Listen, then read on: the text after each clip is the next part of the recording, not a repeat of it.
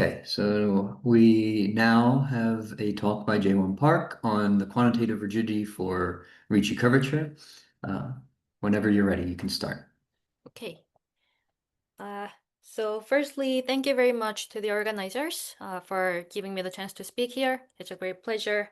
And also, I gotta say, my talk is about Ricci curvature mainly. I know the name of the workshop involves scalar curvature, so if you were anticipating a scalar curvature talk, sorry, but I will mention scalar curvature in a few places. Okay, so let's get started. So here's how I will be doing my talk. So I want to firstly give you the motivation how I started this project. So the motivation actually comes from the theory of harmonic maps. Okay, so basically there's one theorem that I found quite nice in harmonic maps, and I was curious why we don't have exact analog for non-negative Ricci curvature. So that's how this project started. Okay, so I will tell you a little bit about the background, which is monotonicity formulas for Ricci curvature, and then introduce our result. So this talk is based on joint work with Christine Breiner at Brown University. Um, and then I don't think I will have time to give you the full proof, but I want to say at least a few things about it. Okay, so here is the motivation for this problem that I will be telling you about. So Chigger and Neighbor did a lot of groundbreaking work on regarding the quantitative stratification on many different topics like minimal surfaces and harmonic maps, and also manifolds with Ricci curvature bounded below being one of them, and also Einstein manifolds. But let me first focus on harmonic maps, in particular stationary harmonic maps. So by stationary, as far as I understand, it's nothing else than saying that this harmonic map is a critical point of the energy functional with respect to both the domain and also the target variation. And the nice thing about a stationary harmonic map is that it satisfies a really nice monotonicity formula, as you can see here. So let's say we have a stationary harmonic map defined in an open ball in the Euclidean space going into some manifold. Okay, then you can define this normalized Dirichlet energy, which is by definition the gradient, um, the L2 norm of the gradient of our function on scale R, and then it is scaled so that this is scale invariant. So when you scale everything by a constant vector, this Dirichlet energy doesn't change. Okay, so by a simple calculation, using that the map is a stationary harmonic map, you can show that this Dirichlet energy is a monotone quantity. It's monotone non-decreasing in R. Also, there's a rigidity coming with this monotonicity formula. So you can also show just by calculating what d theta r dr is. You can also show that theta r is constant exactly when f is a radially constant map. Okay, so let me draw a simple picture. So we have a monotone non-decreasing map in general. So you can see, okay, sorry, I didn't mean to imply it starts from 0. So let's draw it like that. So you can see that if it's exactly exactly constant, then this would imply that f is radially constant.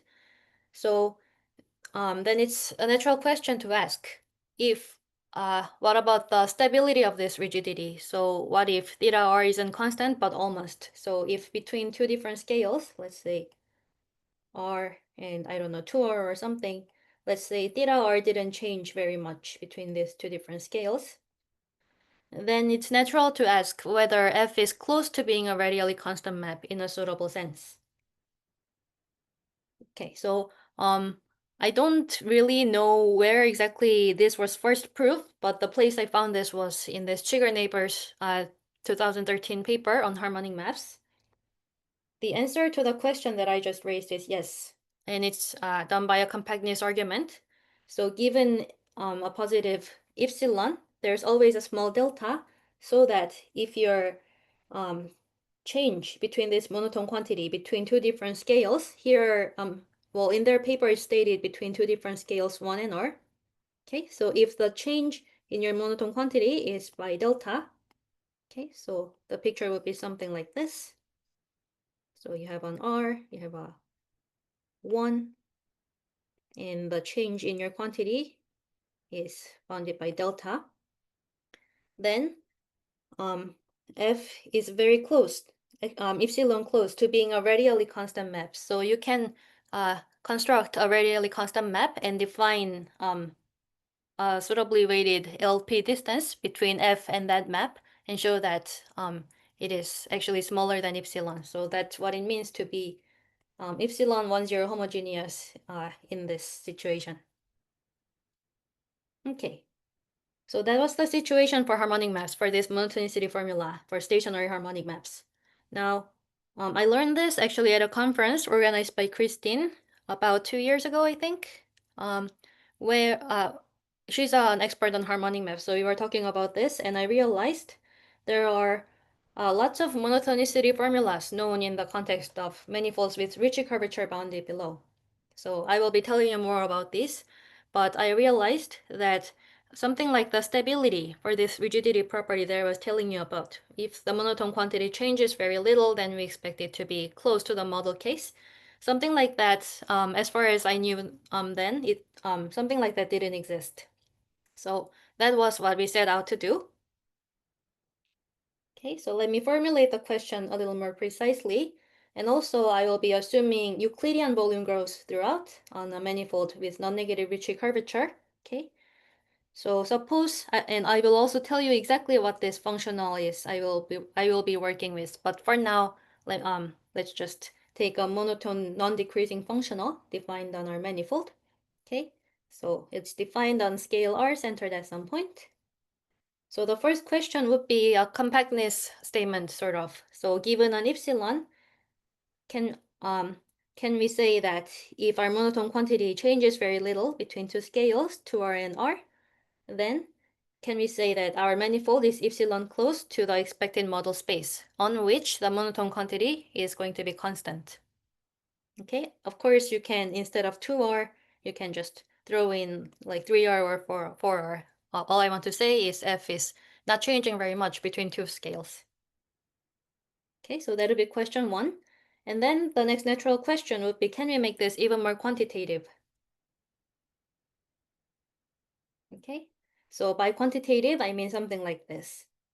Or let's actually get back to the question 1.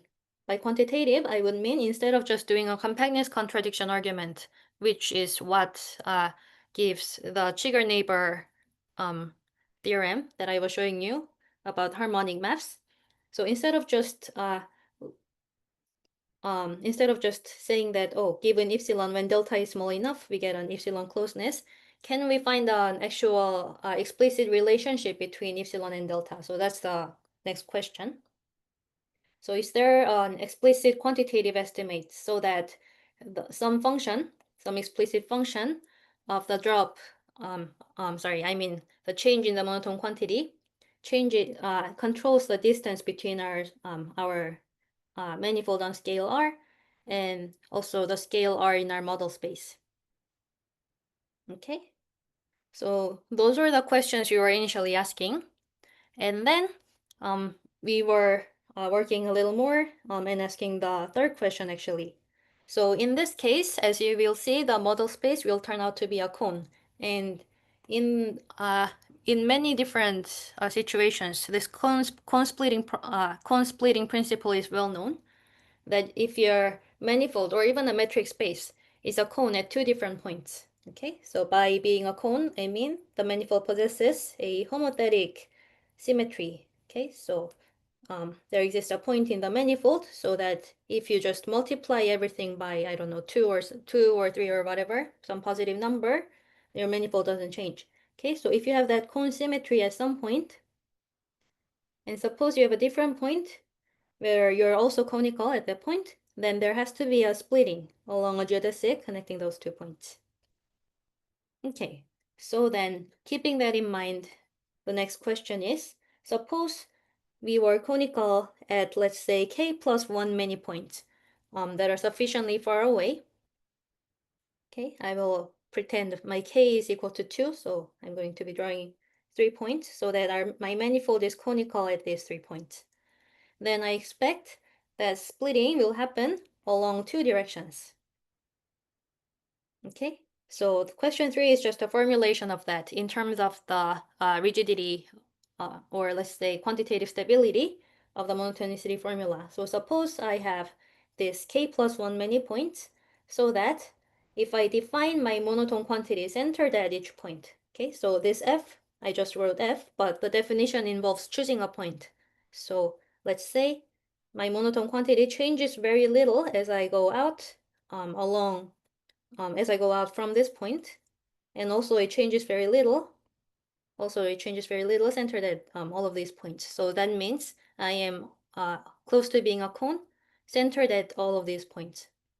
Okay, so if the change in my monotone quantity is small at each of these points, then I expect K splitting to occur, as I said, along these directions.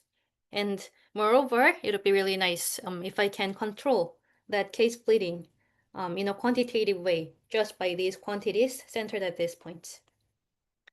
So those questions what we were trying to answer. And recently we were able to confirm that the answer to all of those questions is yes. Okay, again, this is joint work with Christine Breiner. Okay, so let me now begin giving you some details. So let me start with the monotonicity formula. So let me define the explicit monotonicity formula, the functional f that we will be working with. So on a manifold with dimension at least 3 and non-negative Ricci curvature, which is non-parabolic, by definition, that means the manifold possesses a positive green function. Whenever that happens, we can find the minimal one, by which I mean it is literally the smallest one of all positive green functions. Okay, so just denote it by G for some fixed point P. And then I can define a one variable function B by just this particular power of the green function. So maybe I imagine many of you are already familiar with this formula, but if you've never seen this before, just think of the Euclidean space. So in particular,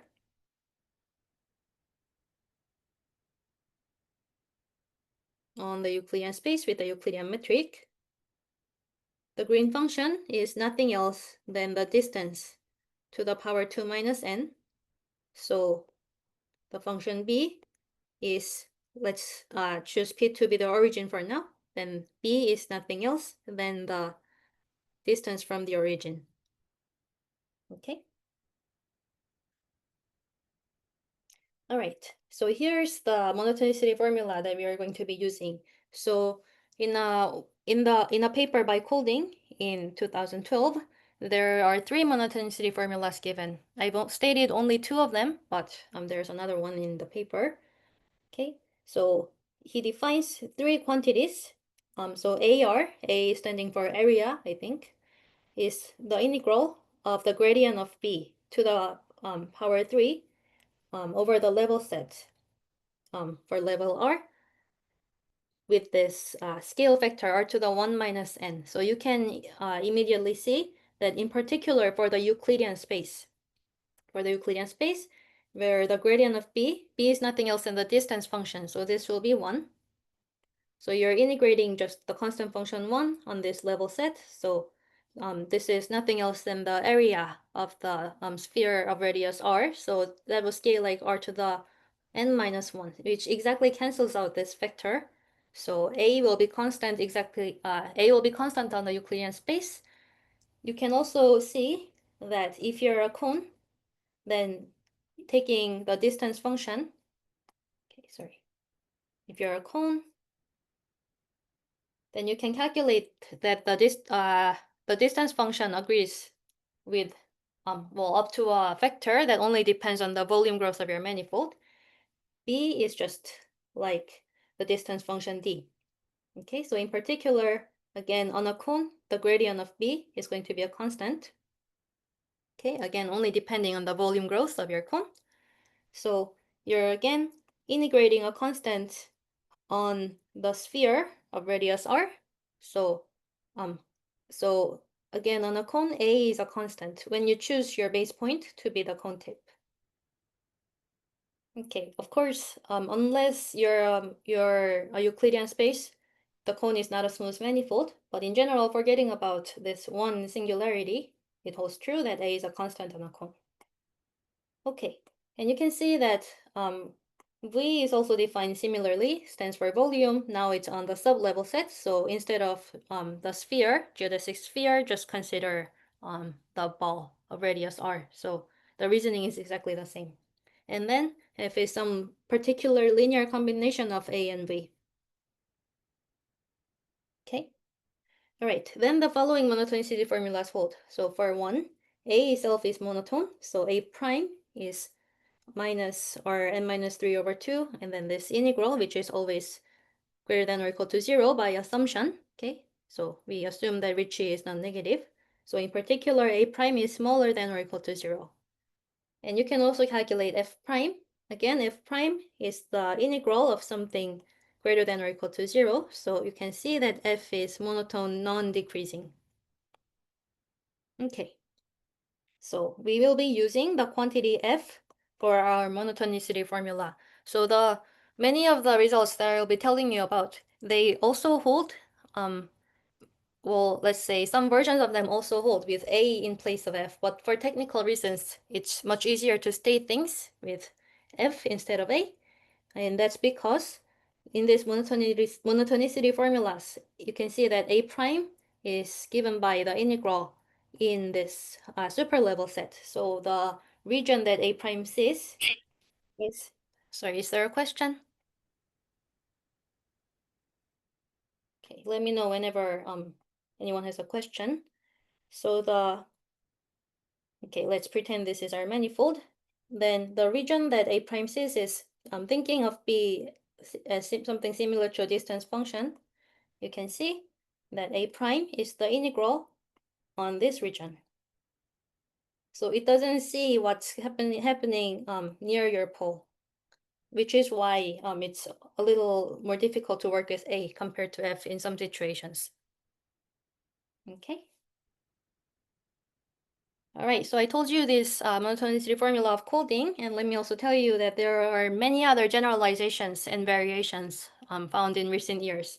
So for one, you might have wondered, okay, back to this slide, you might have wondered about these particular powers, y3 and y4. If you look at the paper, they're quite natural because 3 is 2 plus 1, 1 unit for the co-area formula, 2 unit for the Bochner formula. So 3 is quite natural.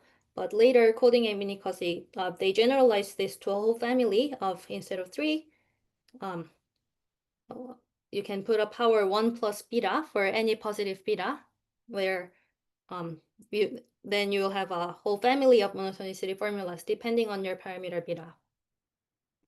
Okay, so that's what's done in this paper. And also there's another variant of this monotonicity formula for non-negative Ricci curvature by Agostiniani, Fogliagnolo, Mazzieri, okay, which they used to prove some other important geometric inequalities. And also this generalization of coding Minikasi was also verified in the setting of RCD spaces even, not just for smooth manifolds, by Gili and Violo. Okay, let me also mention that they also prove the rigidity, and by a compactness contradiction argument, almost rigidity associated to the monotonicity formula, where they show that, okay, back to this formula, where they show that if A prime is equal to, let's say, 0 for somewhere, then the manifold is isometric to a cone. In their case, the RCD space is isometric to a cone. Okay. All right, so far I've been telling you about manifolds with Ricci curvature bounded below, non-negative Ricci curvature in arbitrary dimensions, at least 3. Now in dimension 3 for scalar curvature, Montiano and Wang also found monotonicity formulas involving the green function, just like before. And also similar formulas were found by Agostiniani, Mazzieri, and Oronzio. Okay, and these are for the green function for the Laplacian. And then Chan, Chu, Li Chang found monotonicity formulas for the green function for the P Laplacian instead of just the Laplacian. Okay, and Agostiniani and Mazzieri also found monotonicity formulas for asymptotically flat static metrics in general relativity. So as you can see, there are many other monotonicity formulas in the literature now. Okay, and I probably don't need to tell you how important they are, but they found some, in my eyes, very surprising, very nice generalizations. Applications. Okay, one of them being a new proof of the positive mass theorem by Agostiniani, Mazzieri, Oronzio, and the aforementioned generalization of Agostiniani, Fognolo, Mazzieri was used to show some Wilmore type inequalities and Minkowski inequalities. Okay, and I think the list, so of course, what I said here is not a complete list. It should be much longer than that, but also let me mention this monotonicity formulas also give you some information on the level sets of the green function, some geometric information, and together with Lorentz inequality, they were used to prove the uniqueness of tangent cone for Ricci flat manifolds in the presence of one smooth cross-section. And also the Monteano-Wang monotonicity formula for scalar curvature in 3D. It was used to show it was used to solve the Bernstein problem for minimal surfaces by Oris Chodosh and Chao Li. Okay, where they settled the question whether a stable two-sided minimal surface in R4 is flat. Okay, so these formulas were quite important, I think, in recent years. So how do you prove a formula like this? Well, if you know what to prove, I think the rest is just calculation. And the calculations are usually, I think, very straightforward, okay? Just by Bochner formula and integration by parts.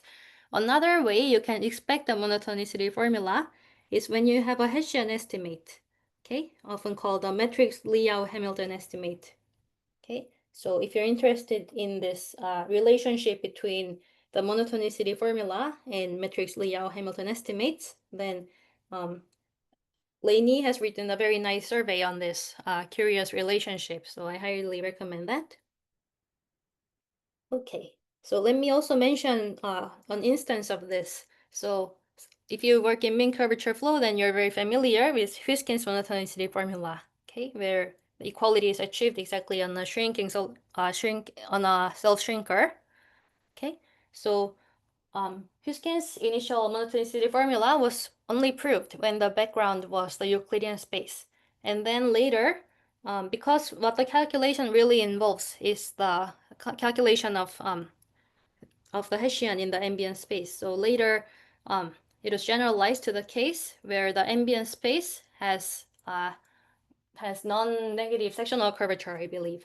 So usually something like the matrix estimate involves a curvature condition stronger than just non-negative Ricci. So something like sectional curvature. So let me just mention that for the green function that I was telling you about, there also exists this matrix Liao-Hamilton type estimates. So previously, Colding in the same monotonicity formula paper, he had proved under just the assumption of non-negative Ricci, and of course non-parabolicity, which would imply the existence of the green function to begin with, he showed the sharp gradient estimate, just like the Liao gradient estimate for the heat equation. Then one then wonders if we can sort of strengthen this to a Hessian estimate. So with more curvature assumptions than just Ricci, and I mean to say non-negative Ricci. Okay, so with more curvature assumptions, which if you're curious, it's non-negative sectional and parallel Ricci, but you can also weaken that a little, allowing for some error terms to be abound on the sectional curvature and the gradient of Ricci. Okay, so under these curvature assumptions, you can actually show a Hessian estimate in this form. Okay, which is what you would also expect from the Hessian comparison theorem for the distance function, because B is just like the distance function. Okay, and there also exists a complex version for Kähler manifolds. Okay, so all right, so suppose you are in this situation, so you can get a Hessian estimate, or suppose, I don't know which manifold, but suppose you were just granted this Hessian estimate. then you can show two monotonicity formulas, kind of similar in spirit as before. One of them is along the gradient flow of this function b squared, which acts like just the homothetic rescaling on your manifold centered at the chosen point. Okay, so along that gradient flow, you have this monotonicity formula, and I guess more similar to what we saw before, the monotonicity formulas we saw before. You also have this particular monotonicity formula where this constant C is exactly the same as the one given in the Hessian estimate. And you also have rigidity for either of these. So if equality holds in either one, for some R, it doesn't have to be all R, but if this ddt or, I mean, for the first one, it has to be T, sorry. So if the left-hand side is 0 just for one value, then the manifold is isometric to the Euclidean space. Okay, so that's the monotonicity formula. And now let me give you the first actual main theorem of today. Okay, so again, in the same setting, it says if your monotone quantity f from before, let's say, changes very little between 2r and 4r, then there exists a cone so that our manifold on scale r, so the ball of radius r, if you measure the pointed Gromov-Hausdorff distance, which is the natural distance in this setting of manifolds with Ricci bounded below, okay, if you measure the distance between our ball and the corresponding ball in the cone, then it's controlled. The distance is controlled by a polynomial power depending just on the dimension by this change in the monotone quantity. Okay, so this is our first theorem. Okay, so let me say a few remarks about this theorem. So this precise question was asked by Colding and Minikossi whether, okay, actually, so Colding and Minikossi in their work on the uniqueness of tangent cones for Ricci flat manifolds, so it's stronger than non-negative Ricci. So in their work, they showed that the Gromov-Hausdorff distance, this polynomial power, can be bounded by A prime R. Okay, so they asked whether this A prime R, instead of just using this A prime R, whether they can just really use the change in A itself. Okay, so I've stated this for F, but there also exists a version just using A. Okay, so we answer their question in the more general framework of manifolds with just non-negative Ricci, not Ricci flat. Okay, and also let me say that the cone may depend on the scale that we are looking at. So this is not to claim that the tangent cone is unique. Okay, so we can just show that we are Gromov-Hausdorff close to some cone on scale R, but this cone Cx a priori depends on the chosen scale R. Okay, and I think I pretty much already said that we can formulate a simple, similar result with A, but there are a little more technicalities. Okay, so before I move to case splitting, are there any questions?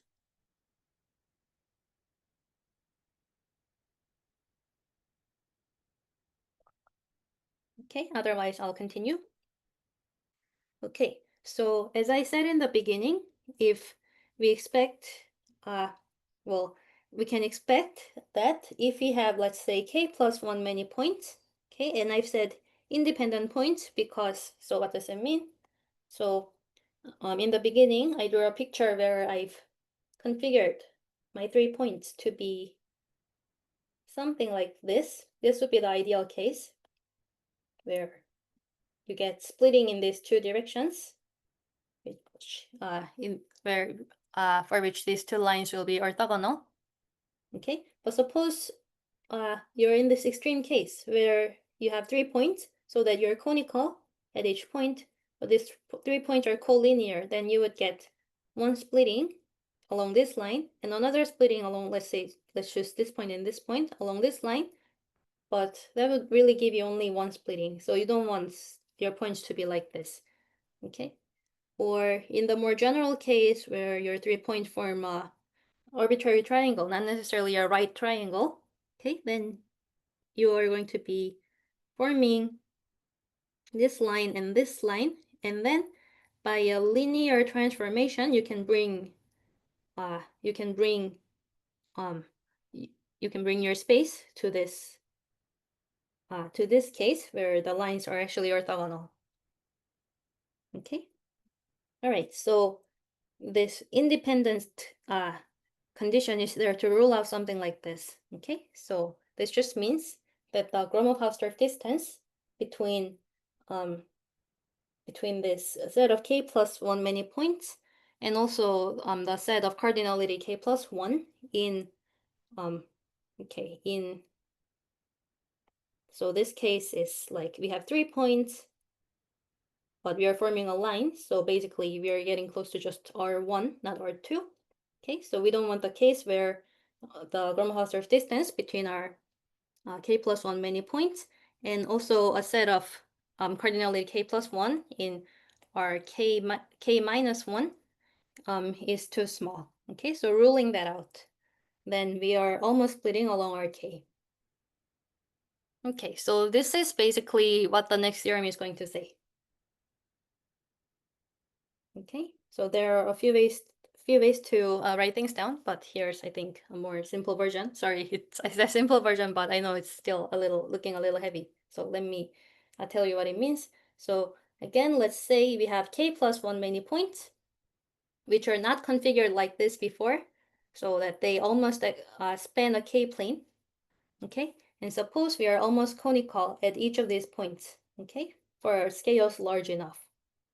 Then we can construct this k-splitting function u, which has k coordinates. Okay, they are constructed very naturally using the green function from before, but centered at each of these points. Okay, so uj by definition, there has to be some more normalization, but it's given roughly by the difference between this b squares centered at different points. Okay, so the example of the Euclidean space tells you why it's natural to do something like this. Okay, so let me actually then diverge a little and tell you a little bit about this term. So let's go back to the Euclidean space. Okay, let's even do like this very simple calculation of R2. So we have 2 points, let's say 0, 0, and 1, 0, where you would expect to see this splitting. Okay, then the distance function from this point is going to be just x squared plus y squared, right? And from here, it's going to be x minus 1 squared plus y squared. Okay, these are the distance squares. So this would be b0, 0 squared. That would be b1, 0 squared. So if you take the difference,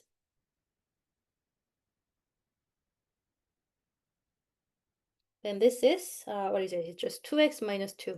Okay, so modulo just a constant and dividing by 2, you get this function x, which gives you this coordinate function. So that's giving you one splitting function. So that's how a term like this is coming up, okay, with this normalization. All right, so by being this k-splitting map, I mean that you can see it in this previous example that you expect it to be almost linear. In other words, its second derivative has to be very small. Okay, so the integral of the Hessian is very small. And moreover, it's controlled by this pinching of the monotone quantity. So if the monotone quantity changes very little, if you're very close to being a cone at all of these points, then this term is also going to be small. You're going to be almost linear up to this term, which is a little bit of a problem, which I will tell you later. Okay, also back to this picture. If your points happened to be in this arbitrary form, then you cannot get the splitting that you want, which would be where these are going to be orthogonal. So you have to perform a linear transformation in a bounded manner. And you can actually do that to show that your functions are actually almost orthogonal. And you can also get a pointwise gradient estimate, okay, from the above. So that's what this theorem is telling you. Okay, here's a more precise formulation of it, but let me skip that. and just jump to the next question, which is, so I promised that the monotonicity formula will, okay, or let's say the change in the monotone quantity should really control the splitting itself. And here it's involving some other term. Okay, so the question remains, can we bound everything by the pinching only? Can we just bound everything by this term only? Okay, and the answer is yes, indeed. In the case that the pinching is small. Okay, so if on very large scales, okay, let's say we are working on a fixed scale R, and we know that the change in the monotone quantity between two large scales, let's say S and 2S, again, these are arbitrary, you can like S and 100S, okay? So if this change is sufficiently small, okay, compared to the trace-free Hessian on this fixed scale, okay, then you can actually show that the quantity that you're looking for, okay, that controls the splitting, is actually bounded just by this change in the monotone quantity. So here's the punchline that I want to tell you. So small pinching of this monotonicity formula implies the existence and actually regularity of an almost case-splitting map in this quantitative way. Okay. All right. Again, here's a precise statement, which I don't think I need to tell you. But again, you can see that this Hessian is bounded just by this change in the monotone quantity, where by definition, this script f is really the change in the monotone quantity f. Okay, also one other thing you might wonder looking at these items 2 and 3 is, so 2 tells us about this almost normality, right? So you would expect that gradient of u, you'd expect, let's say, gradient of ui would be close to 1. Okay, not just some constant as stated in item 3.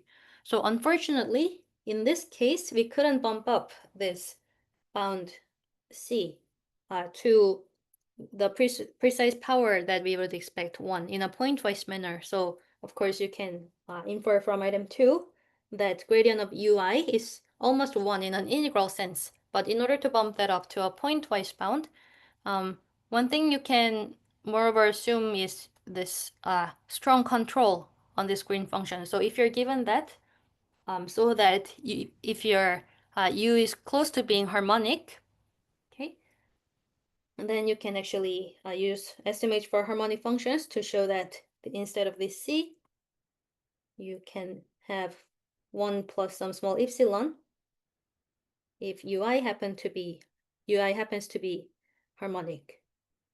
But for our purposes, this C I think is enough.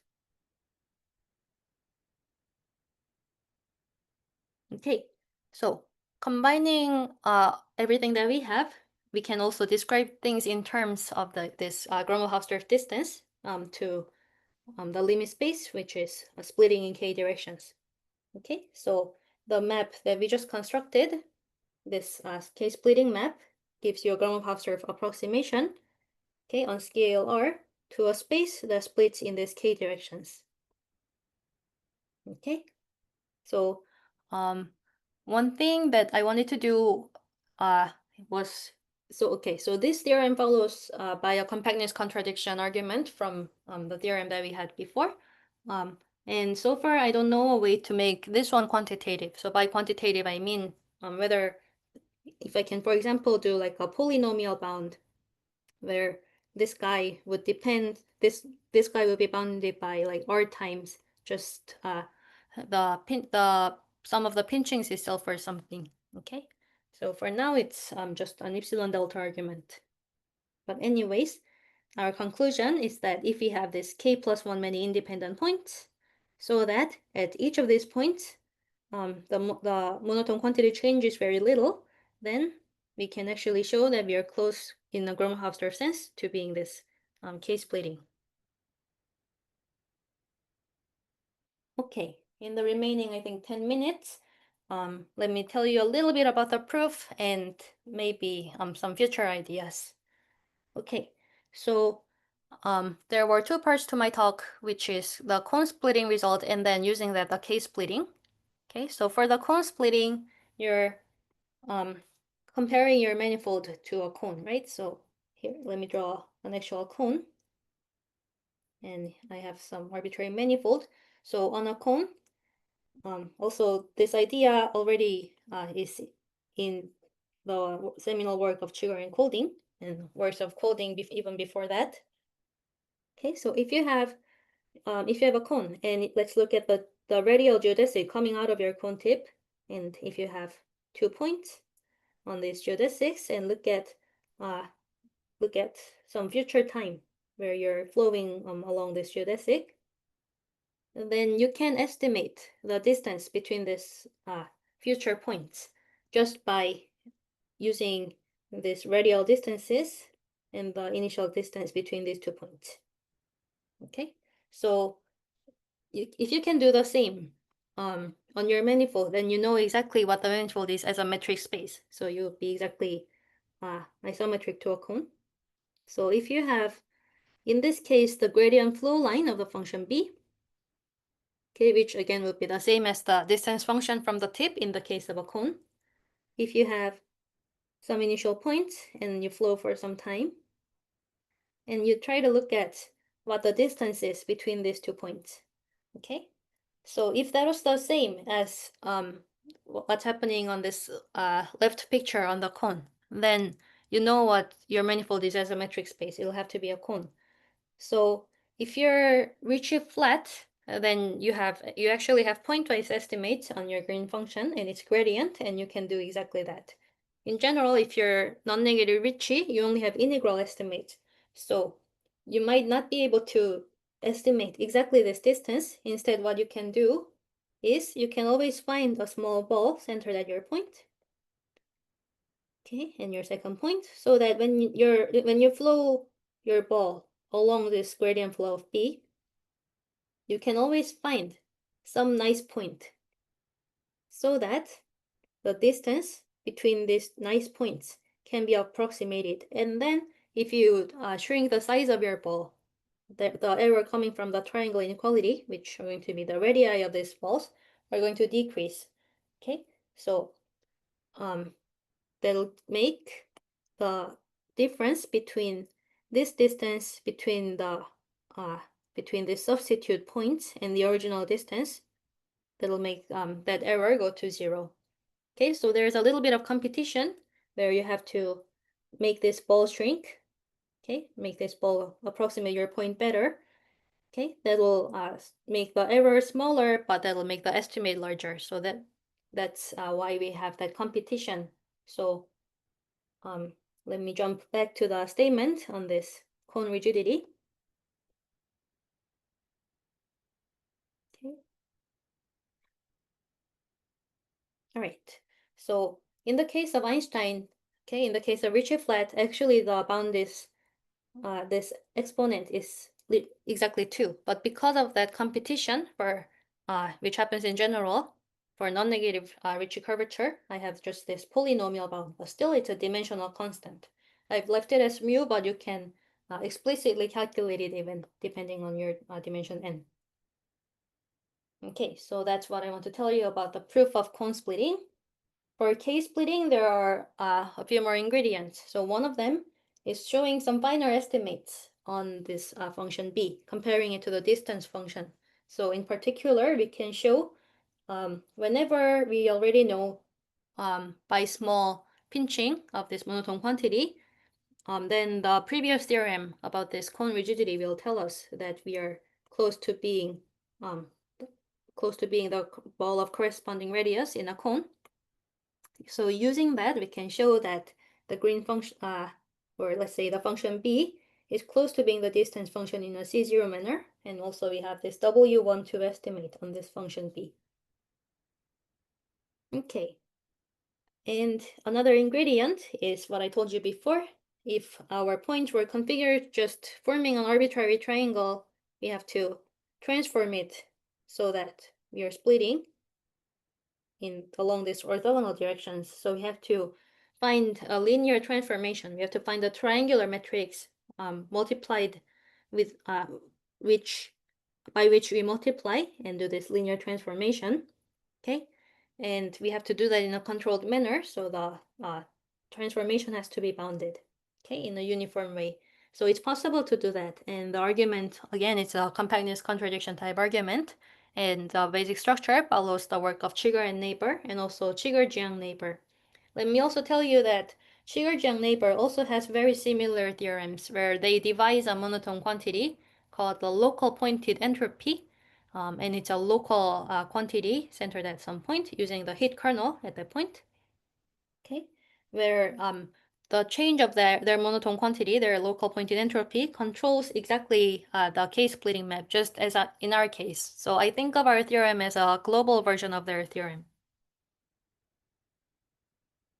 Okay, and then in the last part, so there was an improvement in bounding bounding this L2 norm of the Hessian, okay, of the Hessian of the splitting function by so initially it was just it was by this change in the monotone quantity plus some extra terms that was hard to decipher. So it's possible to bound that extra term. Okay, this was exactly the extra term just by the change in the monotone quantity itself. Okay, so one very important ingredient in doing this is the comparison between this B and D. Okay, so we already have this on a small ball in a very uniform, in a very precise way, the C0 estimate, but there's a rougher version that holds globally due to Mock, Siu, and Yao in 81. So that's an important ingredient in this. Okay, so that's mostly what I wanted to tell you, but because I have 3 more minutes, let me also tell you about some future ideas, so where to go from this. Okay, so one thing I already mentioned is Chigger-Jiang Neighbor. So in their work, they don't just stop at this K-splitting, quantitative bound on the K-splitting, they can actually use it to prove the K-rectifiability of the K-singular stratum of the limit space. And one very important ingredient in there is that the splitting functions they construct, they are by definition, in their case, they're harmonic. They are not just, so they are not just some like W12 function. They're precisely harmonic, which is something we don't have in our case. So I think it's a nice question to see but in under which cases the function that we define using the green function is not necessarily harmonic, but if we had some stronger bounds on the Laplacian of those functions, okay, it doesn't have to be zero, but if you had, for example, like an LP bound or something, okay, where its LP norm is going to be very small, then I think we can get stronger results. So that's one curious question remaining. Okay, oops, sorry. And also I'm curious whether this kind of results will hold in more in different settings. Okay, so in particular, because now there are so many monotonicity formulas known for scalar curvature in 3D. Okay, so I wonder if those monotonicity formulas, if the change in those quantities will control the distance to a cone or the splitting behavior in a way that our theorem does, or whether our theorem would generalize to RCD spaces. This I feel pretty confident about. Okay, so I think I'm pretty sure that our theorem generalizes to RCD spaces.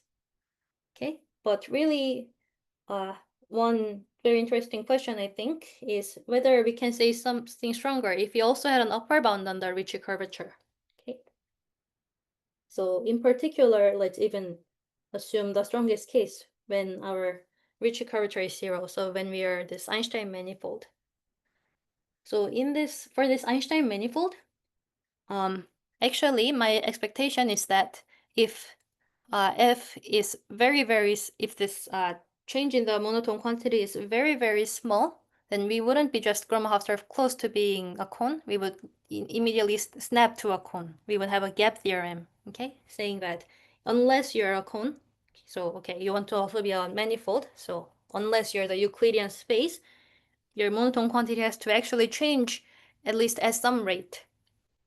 Okay, and I say this because in a forthcoming joint work with Sang-hoon Lee at KIAS in Korea, who will be moving to Hong Kong pretty soon.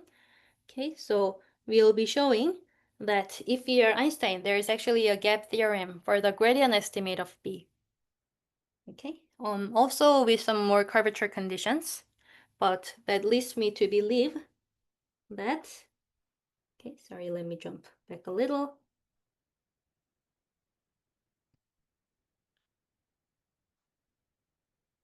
Okay, so let me jump back to this one maybe. That leads me to believe, for example, the gradient estimate. Oh, okay, so this is, sorry, this is still for the splitting. Okay, splitting, but let me jump even further back to the conical case.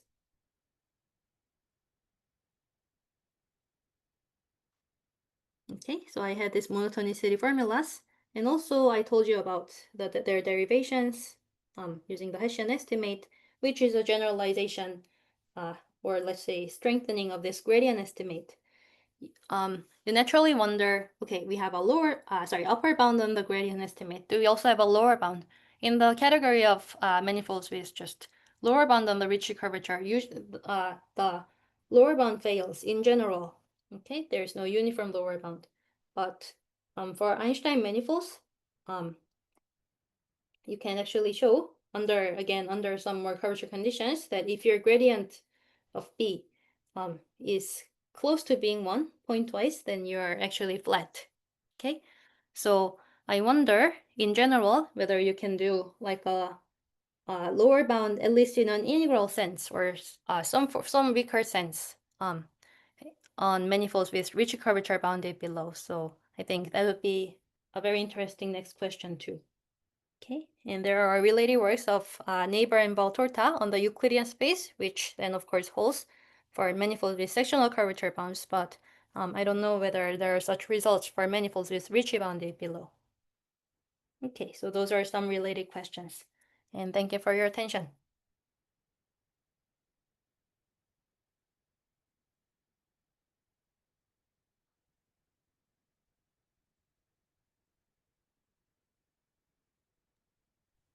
Are there any questions for our speaker? Oh, yeah, can I maybe ask something? So you mentioned you have this distance distortion estimates and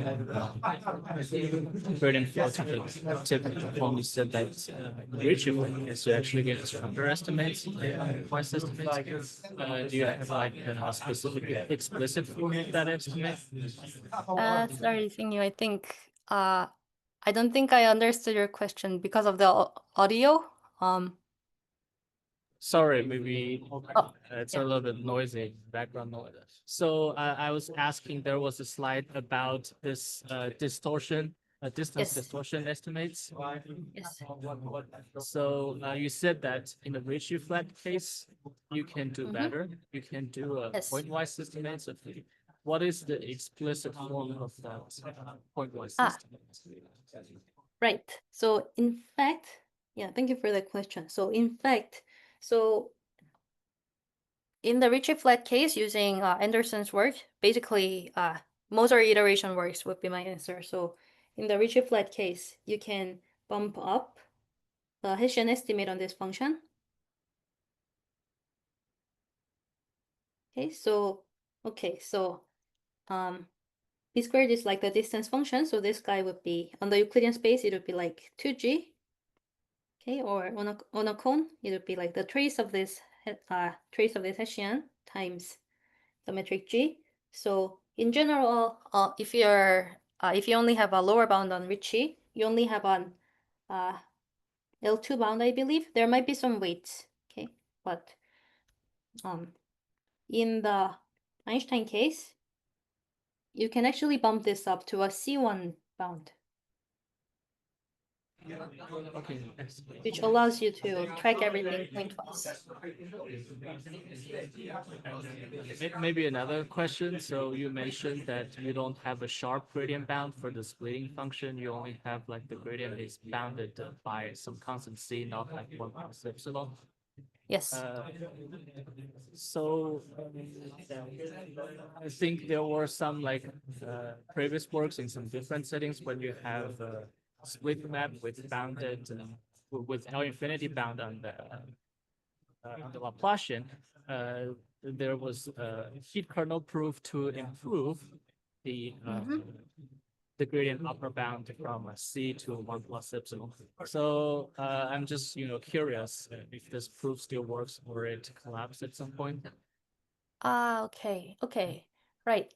So I don't know if the work that I know of is the one you're mentioning, but for example, I know of this work by Honda and Peng, and also by earlier works Oh of yes, Chigur and yes. I'm talking about exactly that. okay, yeah.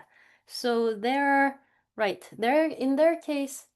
Okay, so let me actually jump back to that slide then. So right, so what one really needs to jump from some bound to the precise like 1 plus epsilon is harmonicity, in fact. But in their case, it doesn't also, it also does, okay, basically you need to be able to control the term appearing in the Bochner formula. So of course, if you're harmonic, this term is killed. You don't have to worry about this this term at all. But if you had like a better control on especially this part, so if you had, for example, if you knew I don't know, maybe like L2 norm of this guy is small, a priori, okay. If you have something like this, then I believe you can still carry out their argument, but in general, our construction doesn't a priori give us like a bound like this. Like, is there a similar problem for the transformation limit? Like, do you also need some a priori bounds on the Laplacian to apply the transformation limit? So the transformation lemma, it just works by a compactness contradiction argument. So in the limit, everything is fine. All it really needs is this integral estimate, which is stable under taking the Gromov-Hausdorff limit. So we don't need that pointwise control. But yeah, I think it would be nice to be able to make this improvement. We didn't need it for example, concluding this theorem by compactness that we are close in this Gromov-Hausdorff sense to this RK times some cone. But I don't know if we had a better control on the gradient, it might be possible to make also this compactness statement more quantitative. Thank you. Yeah, thank you.